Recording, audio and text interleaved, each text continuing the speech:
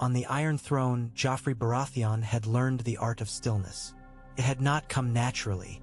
As a boy, he had squirmed on the blades, fingers flexing on the lion-headed arms, legs twitching with the need to move, to rise, to strike. The throne cut him then, as it had cut Aerys before him. The first time the steel bit his palm, he'd flung the blood in a herald's face and demanded the maester be flogged for dull needles. Years had passed since that boy bled men for glancing his way. The cuts on his hands were pale now, thin white sigils beneath the jeweled rings. His body had lengthened, shoulders and jaw hardening into a king's shape.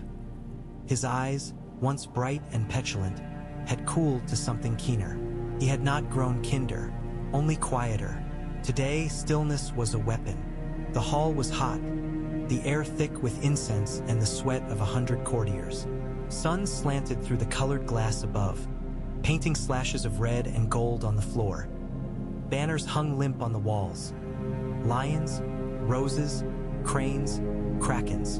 A Lannister court, but not only Lannister now. Joffrey could feel the strain of it in every whisper, every sideways glance across the hall when the Tyrell retainers brushed past his grandfather's men. At the base of the throne, Ser Meryn Trant stood like a bleached post, helmet under one arm, sword at his side. Jaime was there too, in white and gold, leaning against a column with an ease that fooled no one. Farther back, on the steps below the king, Queen Margaery Tyrell stood with her hands folded, a circlet of roses nestled in her brown hair. Her dress was green silk embroidered with pale golden thorns, leaving her arms bare, collar low enough to suggest more than it showed. Joffrey did not look at her yet. He kept his gaze on the man who knelt upon the marble, bent under the weight of his own sweat-oiled fear. Lord Harlan Buckwell, a stout river lord, his cheeks reddened above his graying beard. "And the granaries at Wheatfield, your grace," Harlan was saying, his voice thick. "They're near empty now. The last 2 harvests have been thin, and then the fires last autumn. Wheatfield burned because your men fled their posts," Tywin said, standing at the foot of the throne. His lion's mane was whiter now, cut short and severe. The years since the war had made him leaner, all edges and iron. "Bandits do not summon themselves from the ground, Lord Harlan. You let them rise. Now you come begging grain from the crown again." The word again fell like a stone into a well. Joffrey let silence stretch, cool and careful. The court watched him watch the man. Lord Harlan's throat bobbed. "The small folk starve, your grace. They say you are a just king. They say," he swallowed, "they say King Joffrey hears the cries of his people." It was not what they had said once. Once they had sung of the boy king's cruelty, of the imp who poisoned him and the lioness who devoured all in the city's name. Once they had whispered monster. They still did, he knew, when they thought themselves unobserved. He wondered which of his enemies had started this new tale of justice. Margaery liked such stories. Varys too, with his spiders and his little songs. He could feel their eyes on him now. Margaery to his right, serene and radiant. Varys somewhere in the crowd, soft and bald and smiling. Joffrey raised one hand. The hall held its breath. "Lord Buckwell," he said, his voice carrying cleanly in the stone space. "How many times have you stood before me in this hall?" "Tech 3, your grace." "4, Joffrey corrected mildly. "Once for coin for repairs. Once for men to chase your bandits. Once for a loan you have not yet repaid. Now for grain." He leaned back, letting the throne's daggers dig into his shoulders. "The crown is not a bottomless purse. If I give and give, what lesson do my lords learn?" Lord Harlan's lips moved soundlessly. His eyes were fixed on the floor. The tremor in his shoulders pleased something old and sour in Joffrey's chest. A corner of that boy who had made singers weep and whores choke on their laughter. He could unmake this man with a word. He felt his grandfather's presence at his shoulder without turning. "Your grace," Tywin said, respectful and heavy. "Mercy for the small folk wins more swords than any levy, but mercy without discipline breeds only more begging." There it was, the lesson Tywin had hammered into him over years. between councils and in the shadow of a map table stained with the wine of fallen kings. A king, his grandfather had said, must be feared. But fear was a tool, not a sport. Not the way Joffrey had used it once. Marjorie shifted on the steps. "Your Grace," she murmured, her voice light as summer, just loud enough to be heard. "Every lord is a steward of your people. Perhaps Lord Harlan only needs a stronger hand to guide his." Tywin's jaw tightened. Marjorie's ladies watched her with careful admiration. Cersei, standing on the other side of the throne at a slight remove, went very still. Joffrey looked at the kneeling man and saw, superimposed over him, Tywin's unflinching stare and Marjorie's soft smile. He heard the court's breath, the shifting of armored boots. He thought of a different hall, candles and music and a cup of dark wine pressed into his hand. He thought of the way his throat had closed around air as if a fist had wrapped itself around his windpipe, the panic blooming like fire, his mother's screaming face. The world had gone to pieces, colors smearing, and he'd felt his own body betray him, his own hands claw his throat as if they belonged to someone else. He remembered the taste of bile and roses on his tongue. Joffrey exhaled slowly. "Lord Harlan," he said, "your small folk will not starve." A murmur of relief rippled through the crowd, swiftly hushed. "I will grant you grain from the crown stores, enough to see Wheatfield through until winter's end and the spring sowing." The man sagged forward, hands pressed to the floor. "But," Joffrey continued, and the words snapped Harlan's head up, "your failure has cost my people silver and lives. You will repay the crown's loan in full within 2 years. You will send your eldest son to serve as a hostage in the city until that debt is paid.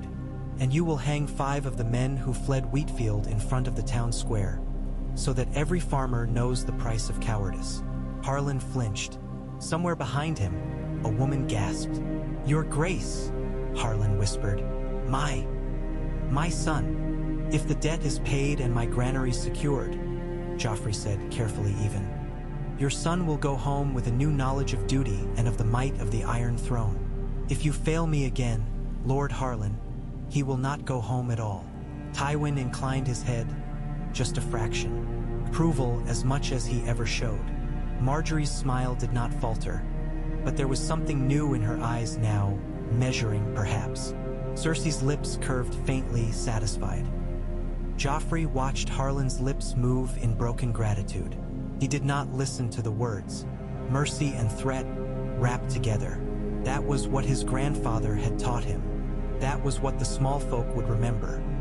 The king who fed them, and the king who hung men in their name. He raised his hand again. "It is done.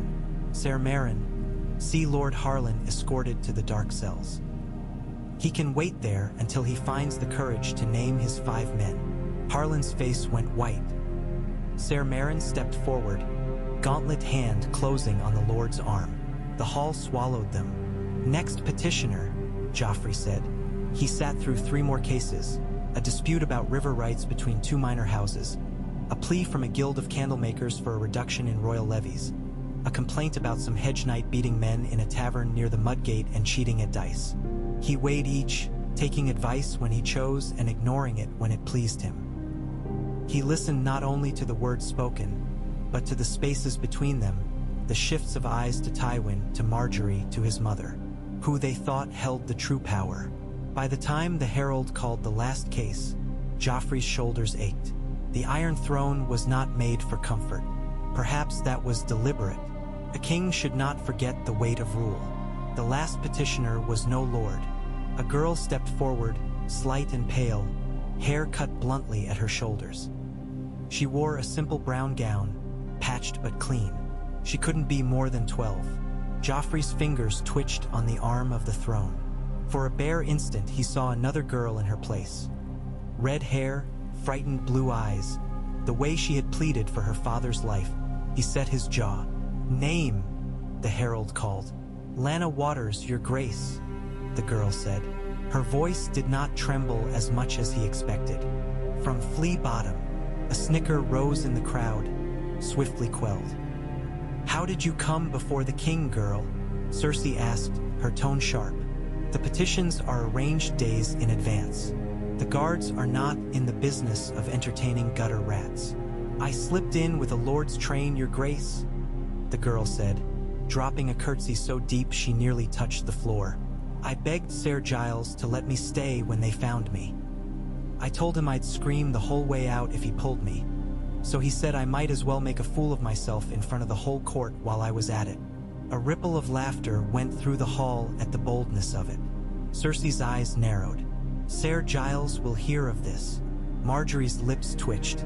Joffrey stared at the girl. Lana, she'd said, from Flea Bottom. What sort of child risked the Queen's wrath to stand here? What do you want of your king, Lana Waters? He asked. She lifted her head. Her eyes were a muddy brown, too large for her thin face. The rats in the drains, your grace, she said. They're bigger than cats now. They eat the smaller dogs. My ma says it's because so many bodies went in the river during the war, and when the wildfire burned, the rats feasted under the city. She says they're full of green fire and men's blood. They come up in the night and bite the babies. She swallowed.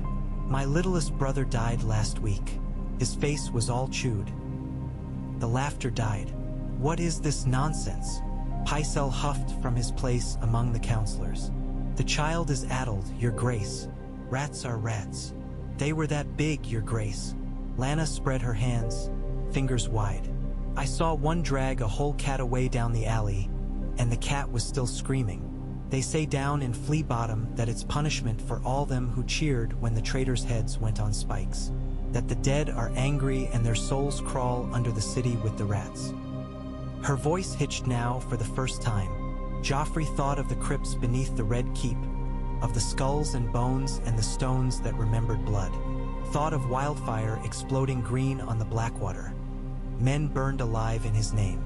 Thought of the shouts when they'd displayed Eddard Stark's head. The roar of the crowd had drowned out Sansa's sobs. The city watch should deal with vermin, Tywin said, impatience snapping in his words. Not the king. Have the girl taken back to her mother. Tell the commander to send men through the worst alleys with traps. That's what they did, your lordship, Lana blurted, forgetting herself. The gold cloaks came once last moon. 2 men got bit bad trying to catch one rat with spears, and now the others won't go down the alleys at night, not even when folks scream. They say it's not worth the pay. A murmur uglier this time. Joffrey's gaze slid past the girl, across the hall, to where Ser Adam, commander of the City Watch, stood with his hand on his sword hilt. The man's face was carved from stone, but there was a flicker in his eyes. Guilt or resentment at being named, Joffrey couldn't tell. They say, Lana continued soft now, that when the dragons come, the rats will rise up from below to help them burn us all, because the city stank of dead. For so long, and no one down there believes the king cares whose bones made his castle safe. The hall was utterly still. Joffrey's back pressed into the throne. He felt each blade. The girl's words coiled in him like a living thing, scratching at old scars. Once he would have laughed. Once he might have had her stripped and whipped for daring to speak that way, then hung the commander of the watch for good measure, just to see who screamed louder. Instead, he heard his grandfather's voice in his head, cool and contemptuous. If your people fear you more than they fear famine, they will riot. If they fear the rats more than they fear you, you are not their king at all. He heard another voice too, softer, honeyed, from green gardens on the river. They will love you if you let them, your grace. Not all kings earn songs. You could. He shut both voices out. Lana Waters, he said, and the girl jerked as if struck. Your brother's name? Her lips trembled. T. Tommy, your grace. When we are done here, you will go with Ser Adam. He will see you safely home and see that every alley in Flea Bottom is swept by day and by night, until the vermin are gone. He let his gaze pin the commander. If any of his men refuse, he will bring me their names. I will deal with them personally. Ser Adam bowed, slowly. Yes, your grace. As for you, Lana, Joffrey went on, you are brave to come before me. Some would call it foolishness. A faint stir ran through the hall. Bravery and foolishness are often cousins, but I reward both when they are used for my city." He flicked his fingers. "Steward, see that this girl's family is given a new home above the Street of Sisters, away from the worst of the drains, and 10 dragons from the royal purse for her and her ma. They can bury Tommy proper."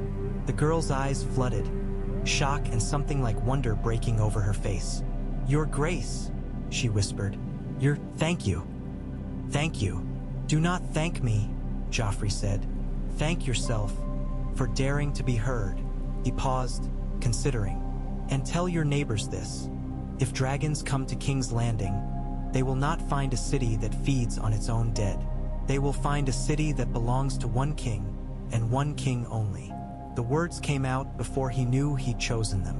King singular against dragons plural. A claim thrown into the air. There was a ripple of agreement, some genuine, some careful. Someone began a shout of "Joffrey," and then the herald took it up, and in moments they were chanting, the sound filling the hall, bouncing from stone. Joffrey let it wash over him, cool and distant. The girl backed away, still clutching at her skirts, tears shining tracks down her dirty cheeks. Marjorie was looking at him now, not with feigned admiration but with something sharper. Cersei's smile had gone brittle at the edges. Tywin's gaze was unreadable. "Court is adjourned," Joffrey said. "I have heard enough for one day." He rose, slowly, letting the court see the ease of his movement, the lack of cuts on his hands as he stepped down from the throne of blades. The Kingsguard closed around him in a white ring as he descended, Jaime falling in at his right, Marjorie at his left. "An interesting performance," Tywin murmured as they passed. Joffrey glanced at him. "I did not think mercy troubled you so much, grandfather." "Mercy did not," Tywin said. "Words did. One king only, is it?" "The last I checked, there was only one," Joffrey replied. Tywin's look lingered on him, weighing. Then the older man stepped aside to let them pass, already turning to speak with Kevin. They would convene the small council soon. There, the words would mean more than they did shouted in a hall. As they passed under the high doors, Marjorie's hand brushed Joffrey's sleeve. "You were very kind," she said softly. "To the girl. It will spread through the city by nightfall." Kind. The word sat oddly in his chest. "I saved my city from rods of meat crawling through the gutters," he said. "If the small folk must talk, better they talk of that than of how the bodies stacked like cordwood outside the gates after the war." She tilted her head, studying him. "You remember their faces," she said. "More than most kings I've known." "How many kings have you known?" he snapped, then bit back his irritation. He was not a boy anymore, to snarl at every barbed word. "No doubt they fell at your feet," he added, a half-smile to soften it. "Only one fell that I recall," she said, returning the smile. "And he was knocked from his horse." Her eyes glinted. "You kept your saddle that day, if you remember. I was very impressed." He had nearly speared a man through the gut in that melee, wild joy singing in his veins as the crowd screamed. He remembered her face in the stands, watching him with cool appraisal. He hadn't cared then. He had a crown, a sword, a city. He had thought that was enough. Now his city shook beneath his feet at the sound of rumors from across the sea. "I speak what they need to hear," Joffrey said. "If they choose to call it kindness, let them. A frightened city is useless." Her hand was warm on his sleeve. "And are you frightened, Your Grace?" she asked. He looked down at her. Marjorie's beauty was no longer a surprise to him. He knew the line of her jaw, the curve of her lips. What struck him now was her steadiness. She met his gaze as if truly wanting the answer, not the mask. He wanted to say no, to sneer and ask what could frighten him in his own hall, with his grandfather's armies at his back and the banners of half the realm on his walls. But the memory of Lana's story clung to him, the image of rats fat on men's flesh, gnawing in the dark while above them, kings burned cities for sport. "There is nothing in this city that can scare me," he said instead. "But the world is large, my queen, and there are things in it worth watching." Her smile thinned, almost imperceptibly. A strand of hair had fell, let loose from her braids. "Then perhaps you will share them with me later," she said. "Over supper." Her voice dipped, turning almost intimate. "A queen likes to know what fears haunt her king." He snorted, amused despite himself. "I will show you my fears when you show me yours. Then we would be here all night," she said lightly, and slipped away to join her ladies. Jaime chuckled under his breath. "She plays well. She plays at being my queen," Joffrey said. "She would do better to remember that I am not some malleable boy she can plant in a garden and water into obedience." Jaime's mouth twisted. "You do know she was planted in yours. Not by me. By a lion with a longer reach." They walked in silence for a moment, the Kingsguard's armor clinking around them. The corridor smelled of stone damp and fading incense. Tapestries muffled the echoes. "How many of those rats do you think there really are?" Joffrey asked without quite planning to. Jaime glanced at him. "Does it matter? They say they're full of wildfire." Joffrey's lip curled. "As if fire needs help to burn this city." Jaime's expression went distant, shadows skimming his eyes. "You weren't on the walls for that," he said. "The Blackwater. You saw the green from the Red Keep, but you didn't." He stopped himself. "Rats are rats. Men see monsters where they feel guilty." "Do you feel guilty, Uncle?" Joffrey asked softly. Jaime's jaw hardened. "Do you?" They met each other's eyes for a heartbeat, steel to steel. Then Jaime looked away. "I'll see that the Watch sweeps the worst of the streets," he said. "If they can't manage rats, they're no use next time a stag with delusions of grandeur decides to throw himself at our gates." They reached the turning that led to the small council chamber. Tywin had already gone ahead, his guards holding the door. Joffrey paused. "Later," he said. "I want a word with my mother first." Jaime's brow lifted. "Do you?" "Yes," Joffrey snapped. "Is that so strange?" Jaime shrugged, one shoulder rising. "She'll be pleased." He gestured to Ser Balon. "See him to the queen. I'll tell your grandfather you'll be along shortly." The implication was clear. Tywin would not be pleased. Joffrey felt a flick of defiance in his chest, sharp and hot. "Let him wait," he said. Cersei's solar still smelled of wine and myrrh. Sunlight slanted through the open balcony doors, stirring the gauzy curtains. Two handmaids rose and curtsied when Joffrey entered, then slipped away at a gesture from the queen. Cersei herself sat at a low table, a half-full cup in her hand, parchments spread before her. She wore crimson velvet, her hair coiled in elaborate braids like a golden crown. When she lifted her head to see him, some of the tension in her shoulders eased. "My son," she said, "you left court early." "Early?" Joffrey moved to the table, unfastening the golden lion brooch that held his cloak. "After 3 hours of listening to fools' complaints? If they are fools, it's because your grandfather raised them that way," Cersei said. "He likes his lords to come crawling to him like dogs. He gives them bones and kicks and calls it governance." Her eyes flicked to the parchment under her hand. "Sit with me. Drink." "I have counsel yet," Joffrey said, but he sat. Cersei poured from the flagon, filling his cup and then her own. The wine was dark and heavy with spice, sliding down his throat like smoke. "You were very magnanimous, they say," Cersei said. "With Lord Buckwell, with the girl from the gutters. You are earning quite the reputation." "Am I?" He studied her. "Do you disapprove?" "I am your mother," she said. "Not your grandfather. I don't relish the thought of half-starved peasants tearing you from the throne." Her mouth twisted. "But do not forget why they feared you before. A kindly king is one step away from a weak one." "I did not hang the girl," Joffrey said. "That does not make me weak." "No," Cersei agreed. "It makes you interesting. They don't know what you'll do. That keeps them off balance. I taught you that before your lord father ever remembered you were his heir." He thought of her hand on his cheek when he was small, the way she whispered that he was a lion, that the world was his meat. He thought of her scream beside his bed when the poison took hold. He took another swallow of wine. "Do you remember the day I nearly died?" he asked. Her fingers tightened on her cup. "Why would you ask me that?" "Because I do," he said. "Every breath, every clawing second. Sometimes I feel it still at night in my throat, as if I'm still choking on something I can't see." Her green eyes raked his face, searching for something. "Then you remember who saved you," she said. He blinked. The memory fractured. For a moment he saw not just his mother's stricken face, but Pycelle fumbling with vials, Tywin's white lips pressed together, Marjorie's hands on his, cold as stone.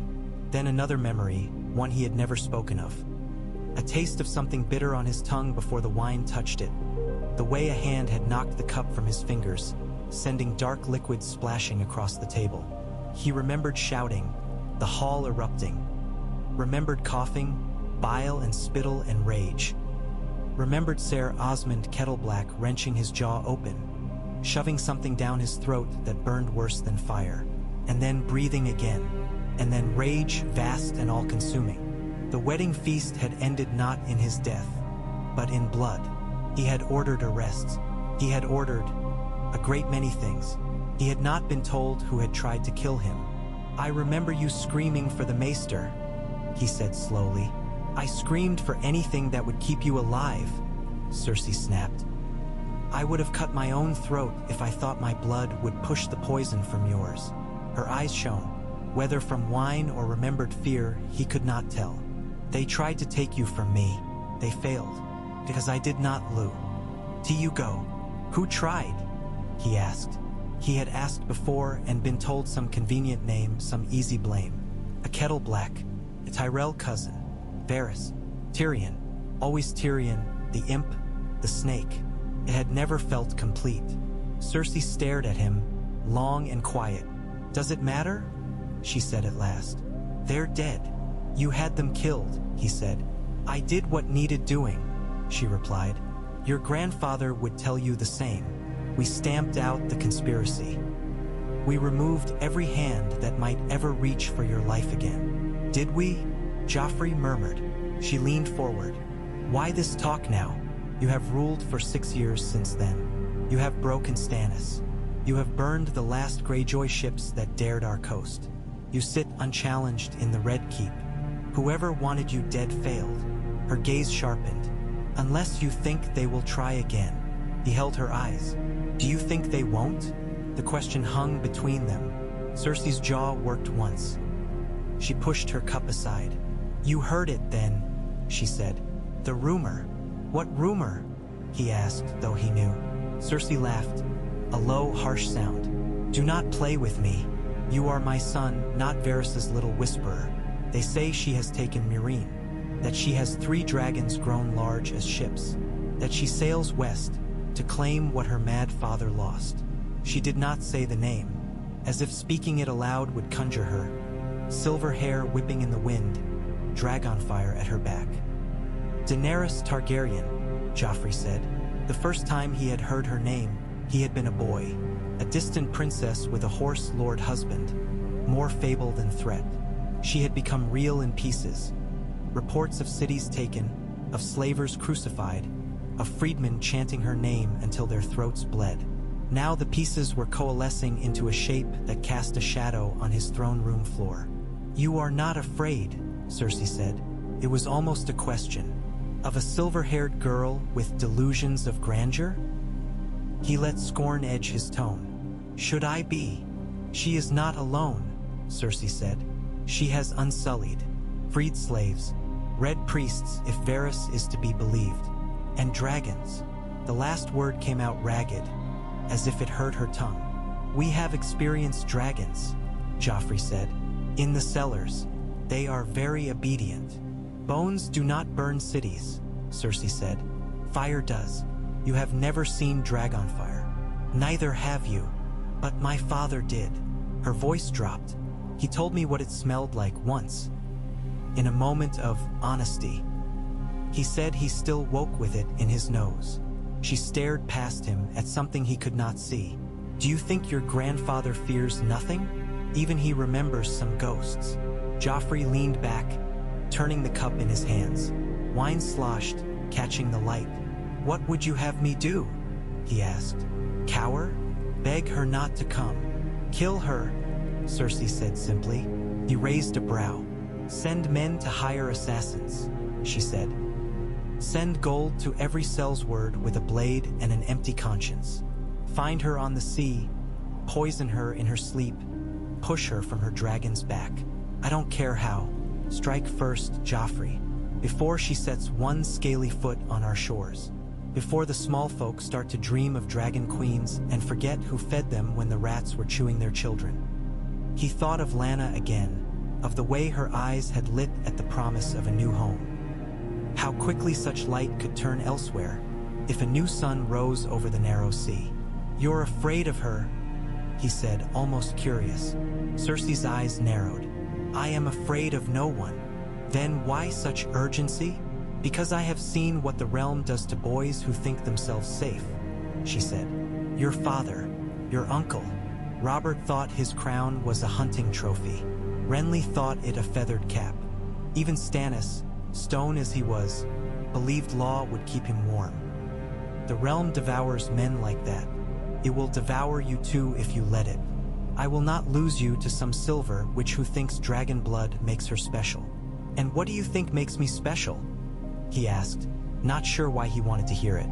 Cersei's mouth softened. "You're mine," she said. He looked away.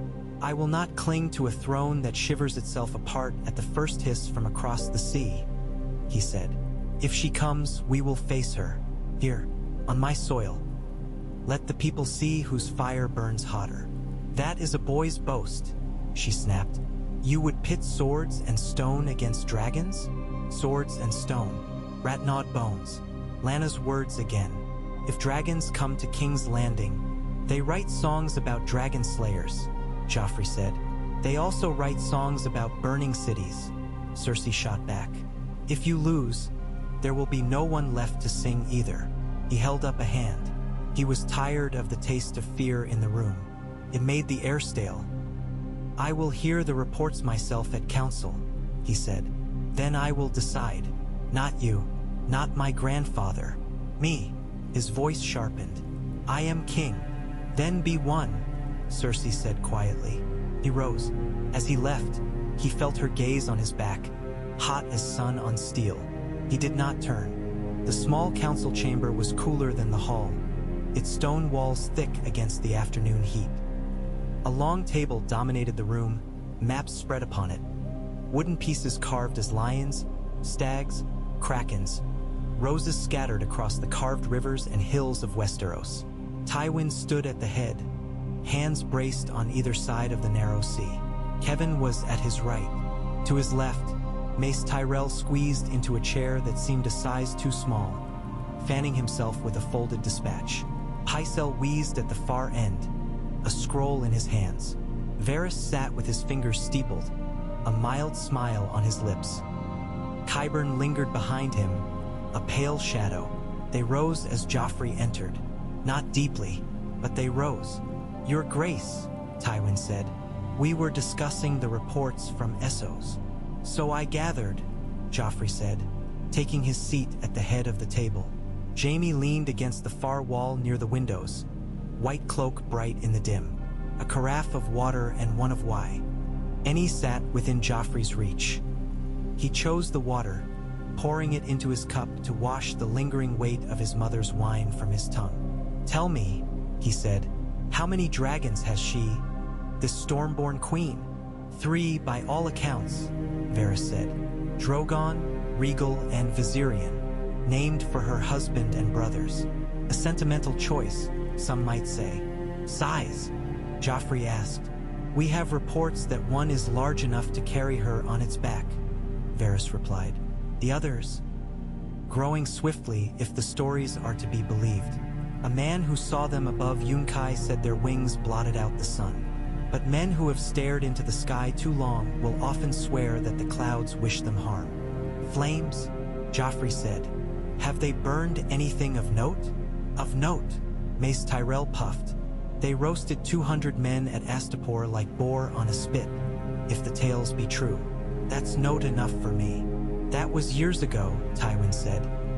Since then she has taken 3 cities, crucified their masters, and styled herself breaker of chains. She is not a fool. Fire can win battles, but ruling takes more than that. He tapped a finger on the map, near the coastline of Slaver's Bay. She has lingered in Meereen, playing at queen. Each year she stays. The novelty of her dragons shrinks. Not enough, apparently, to keep merchants from gossip, Varys said mildly. Every ship that comes from the east now carries some embroidered tale. By the time those tales reach the small folk, the dragons will be big enough to swallow the high tower. That is precisely the danger, Tywin said. Joffrey watched them bicker, weighing. His mother saw only the fire. Tywin saw the time. Varys saw the whispers. Each grasped a piece. And you, grandfather? Joffrey asked. Do you think we should send assassins, as my mother suggests? Slay her in her sleep and send her head back across the sea in a jar, to frighten the next would-be dragon. Tywin's lips thinned. Your mother might do well to keep her counsel to those who must listen to it, he said. As for assassins, they rarely kill the story that grows after them. We tried once with her brother and her. It bought us this. He gestured vaguely toward Essos. A girl with dragons and a grudge. So we do nothing? Mace demanded. Sit here on our fat arses and hope she trips on her own titles? I remember what the last Targaryen with dragons did. My grandfather told me. He burned half a fleet in a day. And Aegon the Conqueror used his dragons to do what? Tywin asked, not unkindly. Unite this realm. We do not face Aegon. We face a girl without a husband, without a council, trying to herd freed slaves into an army. Her dragons are dangerous, but they do not make her invincible. And if she sails? Joffrey asked. Then we meet her, Tywin said. On the narrow sea if we can, at our walls if we must. We have scorpions. We have wildfire. We have numbers. Wildfire and dragons, Jaime muttered. What could possibly go amiss? Joffrey ignored him. How long? He asked. Tywin looked at Varys. A season, perhaps 2, Varys said. If she truly intends to come, she could turn aside as she has before. The Bay of Dragons, he smiled faintly at the name, is comfortable for a certain sort of queen. What does she want? Joffrey asked, more to himself than the room. Pycelle cleared his throat. She is a Targaryen, the old man said. Madness runs in their blood. Who knows what? She wants what every claimant to the throne does, Tywin said. Legitimacy. The songs say she was born in a storm, that the dragon's blood runs hot in her veins. His voice held contempt for such nonsense, but he did not dismiss its power entirely. She wants to be beloved as well as feared.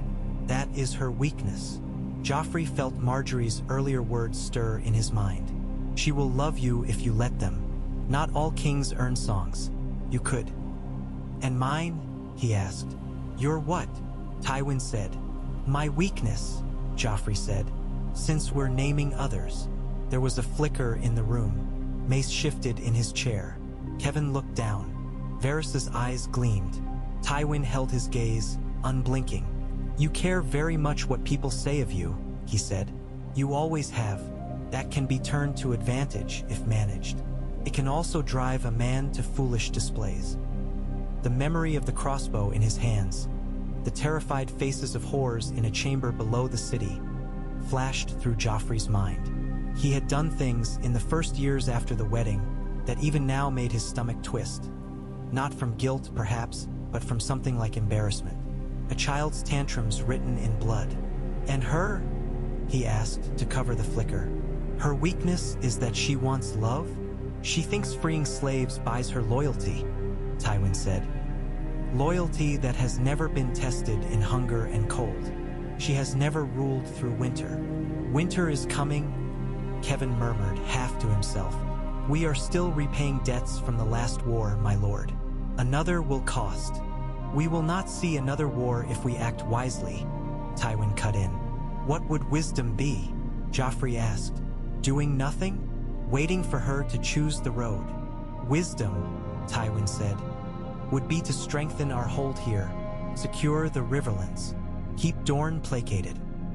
Make certain the North remembers who allowed them their Stark warden in exchange for a kneeling knee. If she lands to find a realm divided and resentful, her fire will find kindling. If she finds a realm stable and wary, she will hesitate. She has dragons, Mace said, as if that settled everything.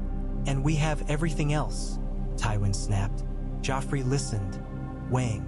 This was the heart of it, he thought. His grandfather would always choose stone and ledger over fire. His mother would always choose preemptive blood. Mace would always choose fear. Varys would always choose uncertainty. Where did that leave him? He leaned forward. We will strengthen the realm, he said. All eyes turned to him. We will do as why grandfather says, prove that the North's wolf owes its continued breathing to me. Remind the lords of the Reach who saved their fields from Ironborn. Put my name on their full bellies and their quiet nights.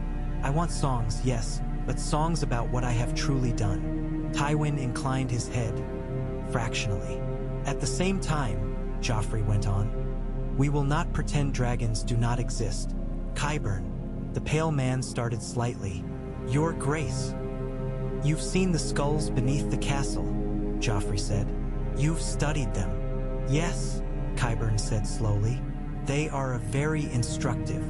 Then you will study them more, Joffrey said. Every tooth, every bone, every record of how they were killed.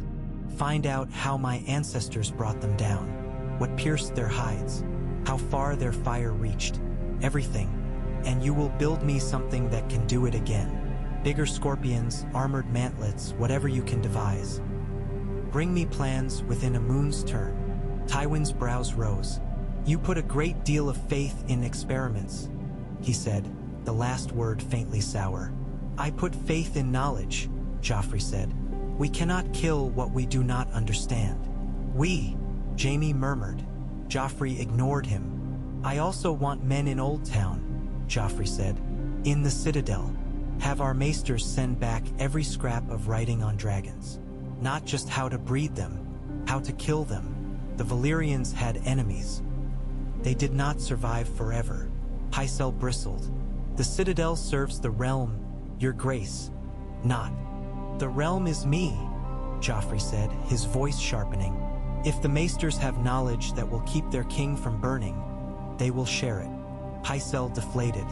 As you say, your grace. And our fleets, Joffrey asked. The red wine ships, the royal fleet at Dragonstone. Being refitted, Kevin said. We lost hulls in the last storm off Cape Wrath, but they'll be mended before long. Accelerate it, Joffrey said. I want every ship that can float ready to sail by the end of summer. If she does not come, they will still be useful. If she does, he let the thought hang. You mean to meet her at sea? Jaime said. Like some storybook prince? Joffrey's mouth curved. If she comes, he said, she will not find me hiding behind my walls, praying she grows bored. Let her see my banners on the water. Let her see my scorpions. Let her know that if she wants the city, she must fight for it. Kings do not sail into peril, Tywin said mildly.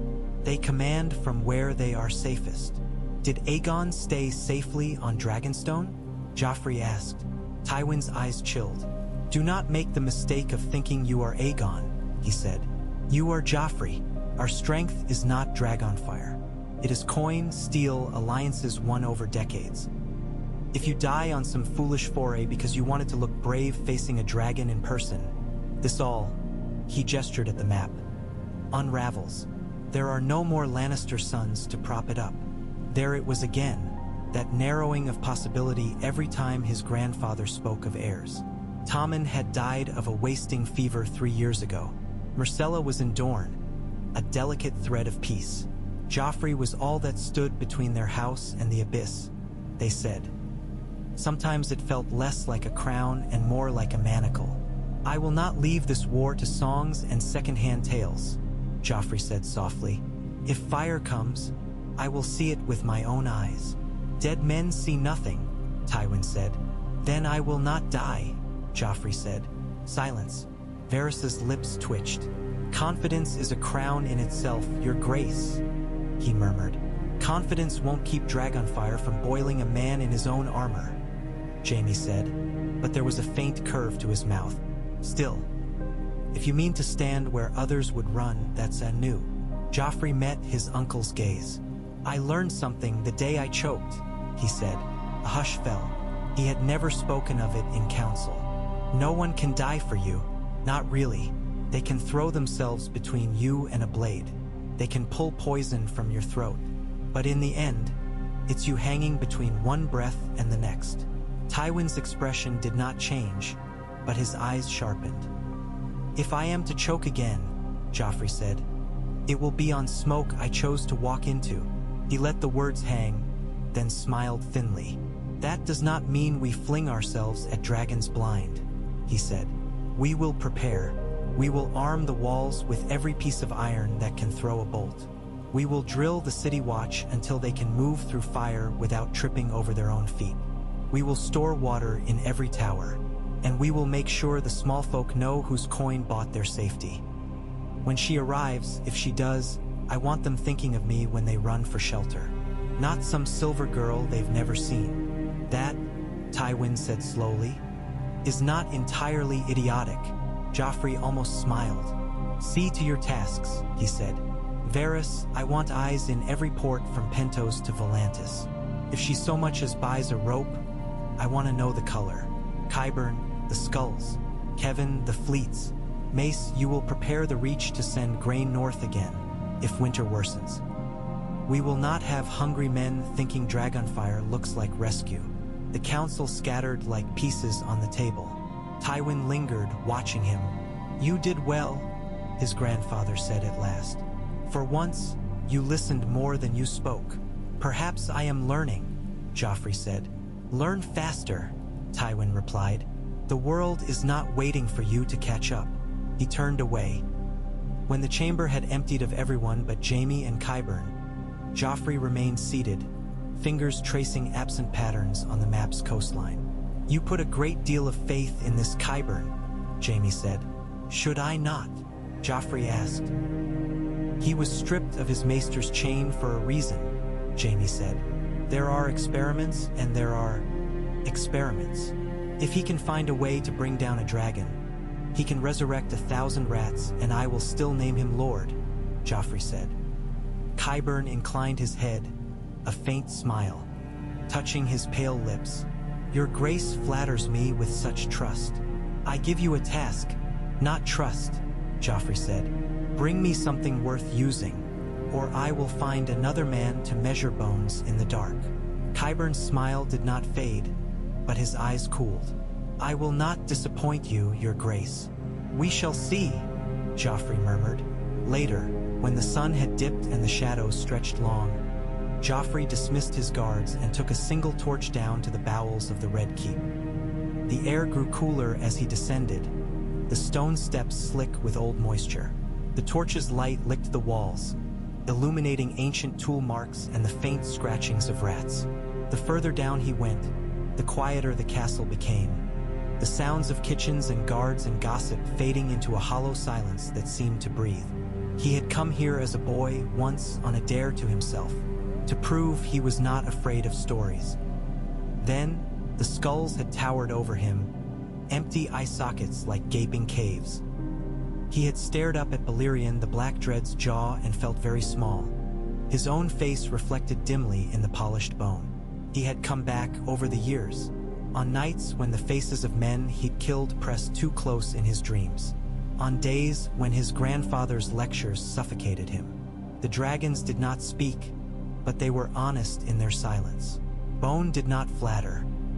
The skulls loomed out of the dark as he entered the long vault, the torchlight catching on curved surfaces, on teeth and hollow eyes. Some were small enough to cradle in 2 hands. Others would have swallowed a horse. He walked past them, the torch painting them in gold and shadow. Here, the last traces of old power slept. Here, the stories of his house's greatest enemies and allies shared dust. He stopped before the largest skull. Balerion's bones stretched nearly the length of a ship, the jaw alone taller than a man. The torchlight glinted off the ridged sockets where horns had once jutted. Carved into the stone beneath were names in the old tongue, half eroded. "Do you hear the whispers from across the sea?" Joffrey asked, feeling foolish as soon as the words left his mouth. Talking to bones. Madness. Yet the vault seemed to invite confession. The skull said nothing. "They say your brood returns," he went on. "Not you. You're gone. But something like you. Long necks, wide wings, fire in their bellies." He stepped closer, reaching up to run his hand along the rough ridges of the jawbone. The bone was cool beneath his fingers, pitted with age. "They say she thinks this city belongs to her because you burned it into shape once." He thought of what Cersei had said, of Tywin's disdain, of Lyanna's fear, tied to the notion of dragons as punishment. "I was meant to die at my wedding," he said quietly. "Did you know that? They say prophecy runs in your blood too." Old women muttering over candles, red priests seeing shapes in flames. Perhaps there was some vision somewhere of the boy king choking on his wine, clawing his own throat until he bled. A neat story, his fingers clenched on bone. "I lived. I have been killing that story every day since. One judgment at a time, one hanging, one mercy." He laid his forehead briefly against the bone.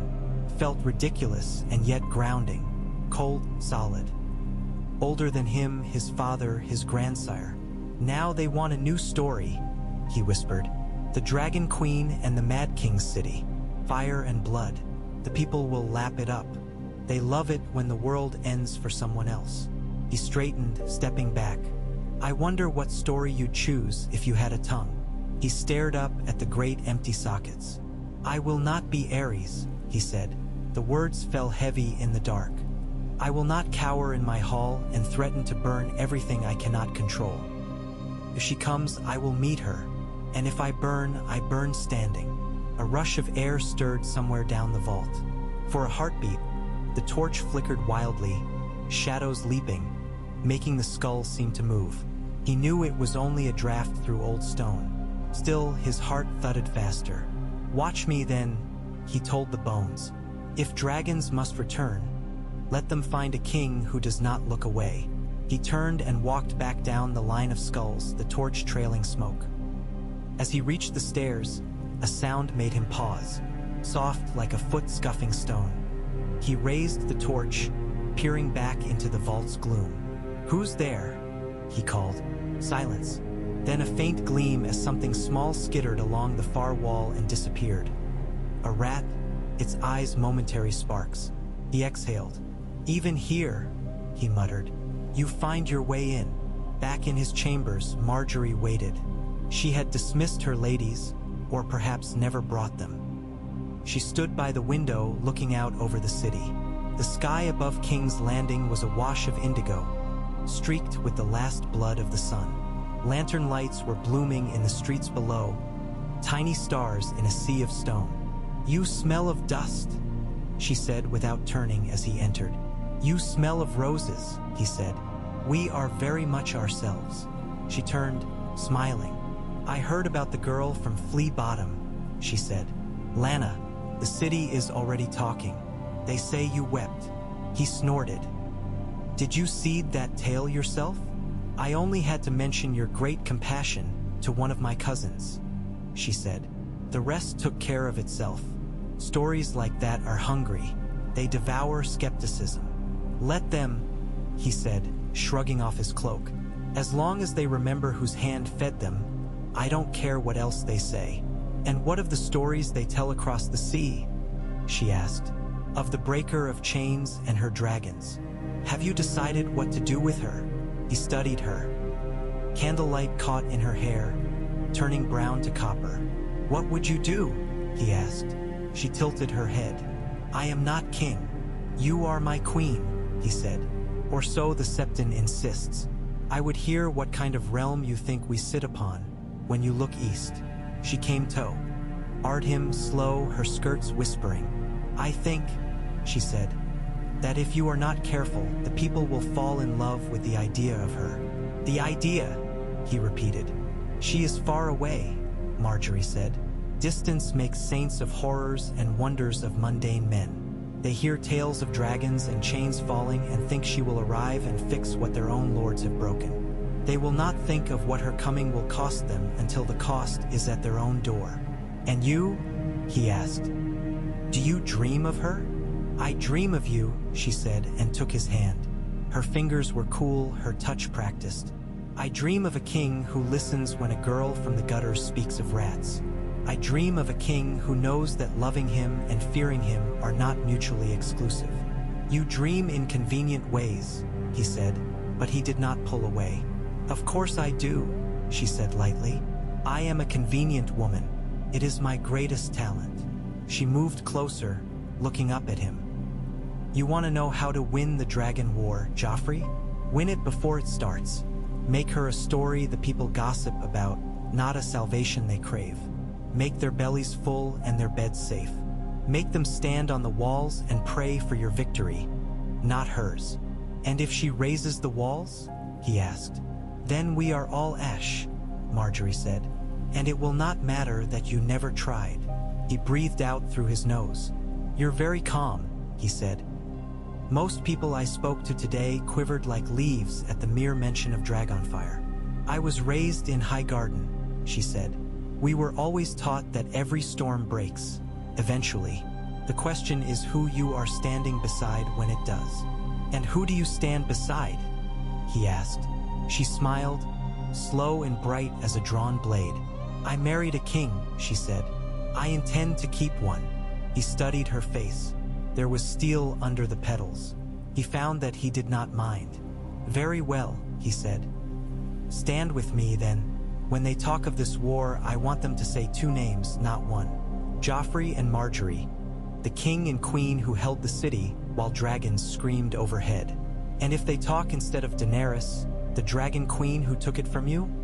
she asked. "Then I will make sure they also remember whose city she had to break to do it," he said. She laughed softly. "A legacy of ruins. How very Lannister. How very honest," he replied. When she had gone, when the candles had burned low and the city's hum had softened to a distant murmur, Joffrey lay awake, staring at the carved canopy above his bed. The ghosts of the day moved through him. Lana's wide eyes, Harlan Buckwell's sweat, Cersei's fierce fear, Tywin's measured contempt, Marjorie's cool calculation, Qyburn's pale smile, the hollow gaze of dragon skulls. They all wanted something of him, to live through him, to shape him, to use him as king or symbol or shield. Across the sea, a girl he had never met gathered fire. He closed his eyes. He did not pray. There was no god in any sept whose ear he trusted. If the Seven had cared for him, he would have choked to death on his wedding day and been freed of all this.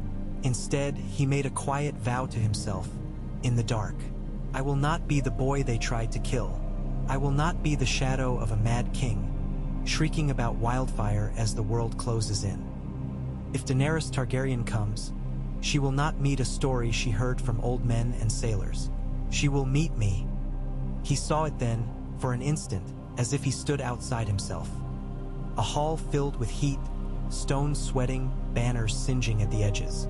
The roar of wings, a dragon's head, vast and black, forcing its way through the shattered windows of the throne room, its eyes like coals, its breath a furnace. And on the throne, not a boy choking, not a man cowering, but a king leaning forward into the fire. He opened his eyes. Dawn's first pale smear touched the sky beyond his window. Somewhere, far off, the city's bells began to stir. Joffrey Baratheon rose. There was work to do before the dragons came. The first bolt tore the sky open with a scream. It wasn't really the sky, only the ragged blue above the Blackwater. But when the scorpion loosed, it felt to Joffrey as if the whole vault of heaven had shuddered. The recoil juddered through the platform, wood protesting, cables singing. A sound like a giant bough being plucked gripped the air, and the iron bolt hurtled outward in a blur. Far below on the river, the target waited.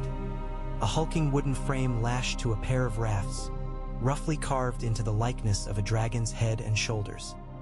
Ribs of oak, canvas wings, a jaw studded with pig's teeth to mimic fangs. Crude, but it would do. "Hold," Joffrey said, and the men around him swallowed whatever cheers had risen to their throats. He wanted to hear it, to see. The bolt arced, glittering. For an instant it seemed to hang, suspended on distance and breath. Then it struck. The makeshift dragon's chest exploded. Splinters flew up in a fountain. One of the rafts bucked, half tearing free. The entire construction lurched, then shuddered still, skewered through. From this height, the impact was almost silent. A distant crack, a splash, the thin cries of men on the boats below as wood rained on them like hail. "Better," Joffrey said. Qyburn stepped forward, pale hands clasped. His hair was damp with sweat despite the coolness of the morning. He'd been on the platform since before dawn, fussing over the winches and pivots, measuring distances with a careful eye. "We improved the torsion in this one, Your Grace," he said. "Twisted horsehair and new pulleys. The bolt carries its force farther before dropping." Jaime whistled low. He leaned on the crenellation, white cloak drawn tight against the river breeze, golden hand glinting where it rested on the stone. "Remind me to stay out of any dragon's way," he said, "or any wall Joffrey happens to be standing on with one of these."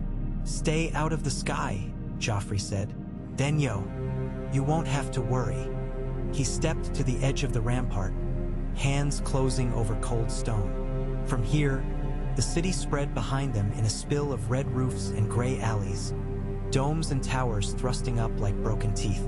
The river below glittered dull green. Men on the Scorpion crews moved with rehearsed efficiency, already resetting the arm, drawing the ropes back with grunts and curses. Another bolt waited in the trough, heavier than the last, its iron head barbed. Beside Joffrey, Ser Adam of the City Watch stood stiff, eyes on the operation. A handful of gold cloaks lined the wall further down, pressed there by curiosity as much as duty. On a near parapet, Marjorie and half a dozen of her ladies watched under the cover of parasols, the wind tugging playfully at their skirts. Her green gown rippled like leaves. "Reload," Joffrey called. His voice carried over the clack of wood and the mutter of men. The Scorpion's arm creaked back, a giant's crossbow being drawn once more. Qyburn watched every movement with hungry attention. "How many of these can we mount along the walls?" Joffrey asked, not taking his eyes off the machine. "As many as the smiths can build," Qyburn said, "and the treasury can support." His smile was thin. "But in practical terms, we can place a dozen on each side of the city. More if we strip lesser ballistae from the inner defenses." "Strip them," Joffrey said. Tywin would mutter about priorities and ledger columns. Let him. Dragons attacked from above, not through the alleys of Flea Bottom. "We do not know how dragons will fly," Qyburn continued, almost to himself. "Low over the rooftops? High to avoid arrows? The skulls suggest their wingspans were vast. They will need room to turn. The closer they must come to the walls to strike, the better for us. So we make them come close," Joffrey said. "Give them something they want inside the reach of our bolts." Jaime snorted. "You are not planning to bait dragons, I hope?"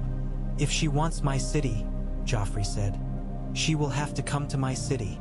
"Your Grace," Qyburn put in, "we must consider the matter of—" "Again," Joffrey said, "at the neck this time." On the rafts, men were scrambling to right the wooden carcass, shouting and gesturing up at the wall. One raised a flag, striped red and white, the agreed signal that they were ready for another shot. The crew swung the Scorpion, gears grinding as it pivoted. The iron head tracked across the river, a glinting eye seeking its prey. "Loose," Joffrey said. The second bolt flew truer, flatter, its path more lethal. It struck the wooden dragon where a throat might be, just below the jaw. The head snapped back with a crack, half detaching. The whole contraption seesawed, then one of the rafts flipped, men tumbling into the water. This time, the cheer was harder to hold back.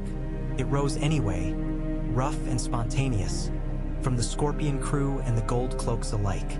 Even one of Marjorie's ladies clapped her hands together before catching herself, glancing around to see who had noticed. Joffrey let the sound swell, just for a heartbeat, before lifting a hand. Silence fell with gratifying speed. "Not bad," he said. "Not enough." Qyburn's brows twitched. "Your Grace, these are skulls on sticks," Joffrey said, nodding toward the shattered shape. "They don't move. They don't scream. They don't spit fire. They don't think. We will need to hit something that does all those things at once. We cannot summon a live dragon for practice," Qyburn observed mildly. "Then we make this as close as we can," Joffrey replied. "More power, faster loading, smaller crews, so fewer men die when the beast breathes." "I've already set the smiths to reforging heavier springs," Qyburn said. "With your leave, Your Grace, I'd like to experiment with different bolt heads, barbed or forked, perhaps chains between them to tangle in wings." Jaime made a face. "Remind me never to let you near a thorny ground. Anything you can imagine that might hurt one," Joffrey said, ignoring his uncle. "Try it. Break my walls if you have to. Better my stone now than my bones later." Qyburn's eyes brightened. There was something in the man that came alive when destruction was given license. "As you command, Your Grace." Below, men were dragging the shattered wooden dragon to the shallows, struggling with the weight of waterlogged timber. One of them slipped, went under, flailed, emerged coughing. Another laughed and shoved him again for sport. Joffrey watched them, tiny figures in a story they would tell later in ale-stinking taverns. "I saw the king's great crossbow today. It could pierce the sky. Mark me. They'll call it something," Jaime said, as if reading his thoughts. "Small folk like names. Blackwater Biter, perhaps. Dragonslayer of the Red Keep. The people will call it what I tell them to," Joffrey said. "Send word to the scribes. Every scorpion on these walls is the king's fawn. Let them say we lined the city with my teeth." Jaime huffed. "You've always had plenty of those." Movement near the far end of the wall caught Joffrey's eye. A knot of people had gathered by a stair, their attention not on the river but on the city below. A faint noise drifted up. A different kind of roar, voices raised not in cheer but in ragged unison. "What now?" he muttered. Ser Adam shaded his eyes, peering. "Looks like down by the fish market, Your Grace," he said. "Some fool shouting in the square again." "Another Septon?" Jaime asked. "Or one of those wandering brothers who likes to tell us all how wicked we are?" "Red," Adam said. "Robes as red as a cut throat." Joffrey's mouth tightened. "Leave the scorpion," he said. "I want to see this." They descended the wall together, boots ringing on the stone steps. At street level, the city's smell rose up at them. Salt and tar, fish and smoke, the sour tang of too many bodies pressed together. As they neared the fish market, the press thick. Ned, people spilling out of stalls and alleyways, faces turned toward the center of the square. "Clear away," Adam barked. Gold cloaks pushed through, not roughly, but with enough force that men and women stumbled aside. Joffrey kept his cloak drawn close, the hood up. It was not a proper disguise. Anyone who looked long enough would see the crown, the face from coins and tapestries, but it was enough to make them hesitate, to keep the shouts from turning shrill. At the heart of the crowd, a red-robed figure stood atop a crate. He was tall and lean, with skin the color of old bronze and a shaven head that gleamed in the dull light. His eyes were dark coals, burning above a nose like a hawk's beak. The robe he wore was a cascade of scarlet and orange, embroidered with tongues of flame. In one hand he held a staff tipped with a simple iron disc. No jewels, no ostentation. Behind him, hanging from a makeshift frame, a red cloth had been painted with a motif of a sunburst and a sword. "And the night comes, blacker than any you have yet seen," the red priest was crying, voice carrying easily over the murmur of the crowd. "Cold will sweep down from the far north, and shadows with it. Dead things walking, old sins stirring in their graves. The old gods in their trees will not save you. The seven in their stones will not save you." Only the Lord of Light can turn back the darkness, and only his chosen can wield his fire. Your grace, Adam muttered low. We can have him hauled away. Joffrey held up a hand. Let him talk, he said. The priest's gaze flicked toward the disturbance, taking in the line of gold cloaks, the flicker of white behind them. His eyes lingered on Joffrey's hooded figure for a heartbeat, and something like recognition sparked there. Then he turned back to the crowd, flinging an arm eastward. And across the sea, he roared, the Lord of Light has wrought a sign in flesh and flame, 3 heads of the dragon, 3 flames reborn from ash, a queen who cannot be burned, who breaks chains with fire and sword, Daenerys Stormborn, mother of dragons, scourge of slavers. She scours the wicked with dragon flame because the Lord wills the world be remade before the long night falls. There it was. The name landed in the square like a stone in a pond. Ripples of murmurs spread outward. Some faces lit with interest, others darkened. A few looked, furtively, toward Joffrey's group. She burns those who would be your masters, the priest cried. She shatters their yokes. She walks through fire and is not harmed, because she is chosen. When the dead rise and the cold swallows your fields, will you kneel to green boys in red keeps, or will you open your gates to the one who carries flame in her very blood? The crowd shifted. Joffrey felt their attention wobbling, uncertain. They were not yet chanting her name, not yet daring. But the thought was there, a seed. Your grace, Ser Adam said through his teeth. Say the word. Joffrey stepped forward. The movement parted the nearest faces like a knife. People sucked in breath as they recognized him. The hood pushed back, the crown catching the light. A woman near the front dropped to her knees, dragging her son down with her. Others followed, unevenly, a rippling half-bow through the crowd. The red priest did not kneel. He inclined his head, slowly, eyes never leaving Joffrey's face.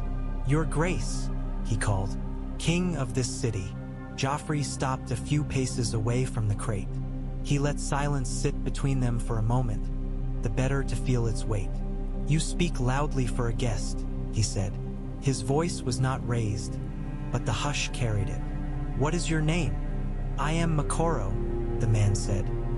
A humble priest of R'hllor, sent from Volantis by my order to bring the truth of the fire to those who still stumble in darkness.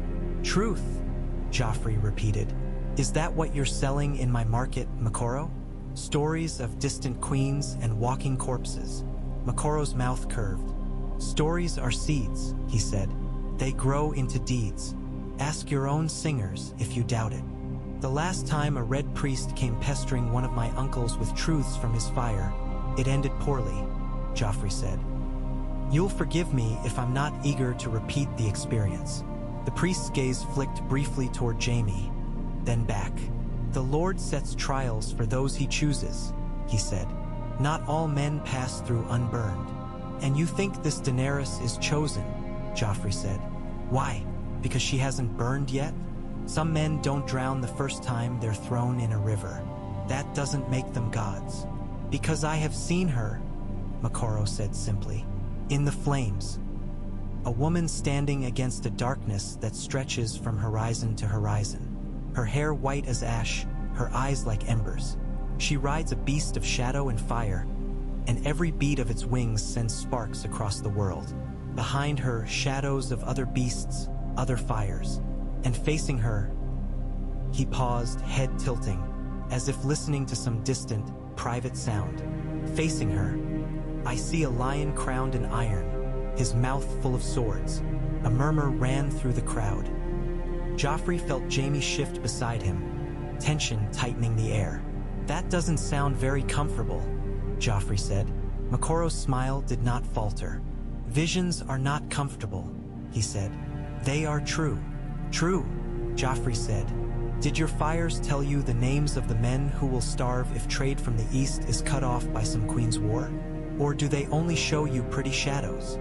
Trade will not matter if the dead pass the wall, Makoro said. If your fields freeze and your seas turn to stone. The Lord shows me more than shadows, your grace. He shows me choices, flames that fix nothing, and flames that purify. You must choose which you will be. I am not a priest, Joffrey said. I am a king. I choose what keeps my people alive. I choose the flames that stay in their hearts, not the ones that devour their homes. And if stay, Engie alive means kneeling to the one who bears the true fire, Makoro asked. The square went very still. Joffrey let the question hang, let the weight of it press on the onlookers. He could feel their eyes flicking between him and the Red Man, waiting, measuring. If Daenerys Targaryen ever sets foot in my city, Joffrey said at last, it will be as a guest under my roof, or as ash on my walls. A ripple of something like approval broke from some throats. Others stayed carefully shut. You have a clever tongue, your grace, Makoro said. The Lord likes clever tongues when they speak truth. And does he like them when they preach rebellion in foreign queens' names to my subjects? Joffrey asked. I preach preparation, Makoro said, for the night that comes, for the war that will decide who stands against it. You are a king. She is a queen. Only one of you can be the sword in the darkness. If it is you, I will praise you to the skies until my voice is gone. If it is her, you'll do the same, Joffrey finished. Makoro's eyes burned. I will praise the flame that does not flicker, he said. Joffrey considered him. There was danger in this man as in all zealots, but burning him here, in the middle of a square, would only turn his words into martyr's ash. Whispering to him in dark cells would merely drive his sermons into taverns and corners where Joffrey's eyes were thinner. I am not forbidding the Lord of Light from my city, Joffrey said. Let men pray to whomever they think hears them. But you will not stand in my markets and tell them their king should kneel. You will not name strangers as their saviors while eating their bread under my protection. He jerked his chin at Ser Adam. Have him taken to the Red Keep. Find him a cell with a brazier. He may stare into his god's fire to his heart's content. If he has visions, he can share them with my council. Makoro inclined his head, as if he'd expected nothing less. The Lord's fire cannot be caged, your grace, he said. But I will walk where you will me, for now. Good, Joffrey said, because I am more patient than the Lord. My fire doesn't need worship. It needs targets. He turned away. As he left, the crowd parted like a wound closing. Snatches of their talk floated to his ears. Did you hear, he told him. Dragons in the east, they say they fly over cities like. King won't kneel, he said it right there, bold as. But what if she does come? What if? The words tangled, imperfect. None of them were the story he would have chosen, exactly, but they were his now. His refusal, his claim. He felt someone fall into step beside him, a little behind the Kingsguard ring, a soft shuffle of silk, the faintest whiff of perfume. Varys, Joffrey said without looking. Your grace, the eunuch murmured. You handle your preachers with more delicacy than most kings. Many would have had his tongue cut out for less. Many kings died with their enemies' tongues nailed to their walls, Joffrey said. I prefer my enemies where I can hear them. And who will Makoro be in the Dragon War? Varys asked lightly. Enemy? Ally? Herald? Joffrey thought of the vision the priest had claimed to see. A lion crowned in iron, mouth full of swords. It sounded like something out of an overwrought song. And yet, he will be what I make him, Joffrey said, assuming his god doesn't get to him first. Varys smiled, eyes half-lidded. Spoken like a true rival to any deity, he said. Later that day, when the sun had drained most of its heat and the shadows in the alleys lengthened, Joffrey left the Red Keep with only 2 men at his back. He wore plain brown wool, nondescript boots, a cloak that could have belonged to any modest craftsman. The crown stayed in its chest, the lion ring on his hand turned inward. He looked, for all the world, like a young clerk slumming for a thrill. For all the world, not for the men beside him. Ser Balon Swan walked at his right, sword at his hip, expression serenely alert. On the other side, Jaime had exchanged white for gray, his hair tucked under a hood. The golden hand was wrapped in leather bindings, fingers stiff and hidden. "You're going to get us all killed," Jaime muttered as they slipped down a familiar alley behind the street of flour. "One errant fishwife with sharp eyes and the whole of Flea Bottom will be at our throats." "I can think of worse ways to die," Joffrey said. "At least the small folk would finally see their king bleed." "They see that every day when they pay taxes," Jaime said. "It's their own blood, though, so they don't complain as much." Balon hid a smile. The Street of Sisters smelled marginally better than Flea Bottom proper. Less shit, more boiled cabbage. The houses here were narrow but solid, stacked one atop the other like crooked teeth. Lanterns had been lit behind a few shutters, casting warm rectangles of light onto the cramped lane. "Number 13, Joffrey said, nodding toward a freshly painted door. The wood still looked raw in places, the hinges new. Balon rapped smartly. Footsteps shuffled inside, hesitant. The door cracked open, a sliver of a girl's face peering out. Brown hair, blunt cut, muddy eyes. Lana Waters blinked up at them. "We don't want any," she began. Then she stared, really stared, and her mouth fell open. "You're..." She swallowed the word, eyes going round. Her gaze flicked past him to Balon, to the bulk of Jaime's shoulders. "Good evening," Joffrey said mildly. "May we come in?" A voice called from within. "Lana? Who is it?" "No one," Lana squeaked, then winced. "I mean some men. Joffrey sighed. "Balon," he said. Ser Balon smiled politely and put his hand flat against the door. The girl made a helpless noise as the wood swung inward. The main room was small but clean. A table stood near the hearth, 3 stools pulled close. 2 smaller children peeked from behind a patched curtain. 1 boy, 1 girl, both with Lana's wide eyes. A woman rose from beside the hearth, wiping her hands on her apron. Her dress was plain, her hair tied back in a fraying scarf. Lines bracketed her mouth, carved by worry rather than age. "We told you we paid the rent this month," she snapped before she saw him. Then her words died. Joffrey watched the realization move across her face. Fear, shock, a kind of dazed anger. She dropped to her knees so fast he thought for a moment she'd faint. "Your Grace," she gasped. "We this..." Her hands fluttered at the room, the children, as if words might stitch meaning over it all. "We didn't know. You shouldn't." "Get up," Joffrey said. "I gave you this house to spare you kneeling in the gutter. I won't have you wearing holes in my floor instead." She stared at him. Slowly, she rose. Lana hovered at her side, fingers twisted in her mother's sleeve. "You remember, then?" Joffrey asked the girl. "The hall, the rats." Lana's throat bobbed. "Yes, Your Grace." "And the new home I promised," he said. "This is it." "Yes, Your Grace," her mother said quickly. It's more than we ever. This roof doesn't leak when it rains. There's a bolt on the door. And my boy." She looked toward the curtain. The boy flinched but stepped out, thin shoulders squared. "Rennie hasn't coughed since we came. Not like he did down by the drains. Sometimes we still hear them, the rats, when the night's quiet. But not under our feet anymore." Her eyes shone.